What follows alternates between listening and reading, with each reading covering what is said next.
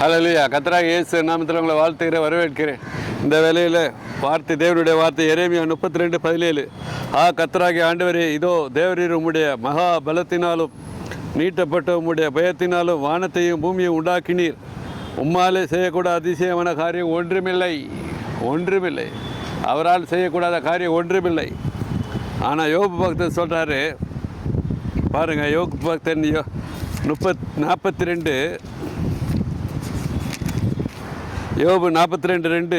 தேவரீர் சகலத்தை செய்ய வல்லவர், நீ செய்ய நினைத்து தடைபடாது என்று அறிந்திருக்கிறேன். யோபு பக்தன் சொல்கிறார், தன்னை குறித்து சிறு வயதிலிருந்தே உத்தமனாக இருந்தான், சன்மார்க்கனாக இருந்தான், உண்மையாக இருந்தான், எல்லாவற்றிலும் உண்மை பரிசுத்தமாக இருந்தான், பலி செலுத்தி கொண்டே இருந்தான் பிள்ளைகளுக்காக. அப்பேற்பட்ட யோபுக்கே சோதனை, இக்கட்டு காலம், உபத்திரவ காலம் வந்தது. ஆனாலும் தேவன் அவனை எல்லாவற்றிலும் விடுதலாக்கி இரட்டிப்பான நன்மையை தந்தார். இழந்து போனதெல்லாம் திருப்பி தந்தார். இழந்து போனதை இரட்டிப்பாக யோபுக்கு தந்தார். மறுபடியும் 4 பிள்ளை தந்தார். அவர் செய்ய வல்லவர், அவர் மிகப்பெரியவர், சர்வ வல்லவர். அவர் செஞ்சதுபடி யோபு செஞ்சபடி பலி செலுத்துக.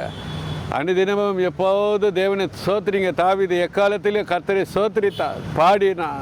ஆண்டவர் தாவீதை உயர்த்தினார். அதை போல் உங்களை உயர்த்த வல்லவராக இருக்கிறார். தாவீதை உயர்த்தினவர், யோபுக்கு இரட்டிப்பான நன்மையை தந்தவர். உங்களுக்கு தரணும்னா அவரை துதிக்கணும், அவரை பாடணும், அவரை மகிமைப்படுத்தணும். எப்போதும் அவரை ராஜ்யத்தை மகிமைப்படுத்தி கொண்டு அவரை துதித்து கொண்டே இருந்தால் தேவன் ஏற்ற காலத்தில் உங்களை உயர்த்த வல்லவராக இருக்கிறார். அவர் செய்ய நினைத்து தடைப்படாது. ஹல்லேலூயா.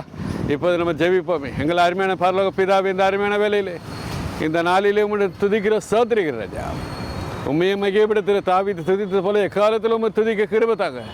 தாவீதை உயர்த்தினது போல எல்லாவற்றிலும் உயர்த்தும்படியாக ஜெபிக்கிற ராஜா. யோபுக்கு இரட்டிப்பான ஆசீர்வாதத்தை தந்ததுபடியாக, இரட்டிப்பான நன்மைகளை தந்ததுபடியாக ஒவ்வொருவருக்கு தந்தல்ல. ஏசுவின் நாமத்தை ஜெபிக்கிற ஜெபங்களில் பிதாவே, ஆமீன். ஹல்லேலூயா. ஸ்தோத்திரம்.